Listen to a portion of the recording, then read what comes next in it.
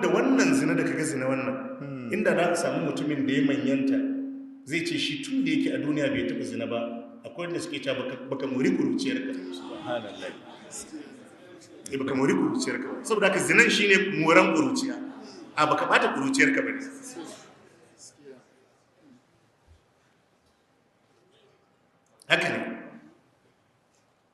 haka ne to shedan ke kayatar wa mutane munanan ayyuka saboda haka daga lokacin da kaga wani abu sabon Allah ne ya fara burge ka, wallahi kai sauri ka nemi tsarin Allah kuma ka sa shamaki tsakaninka da wannan, ka sa shamaki tsakaninka da wannan. Duk al'ummomin nan da kaga an halakar da su wallahi shedan abin da ya musu kenan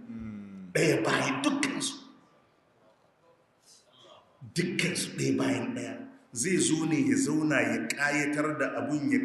da abun kai in ma baka gama gamsuwa ba irin kana da ɗan ƙarfin imanin nan to sai kuma ya nuna maka wata kunu min ba'adihi qauman salihin ai za ka iya tuba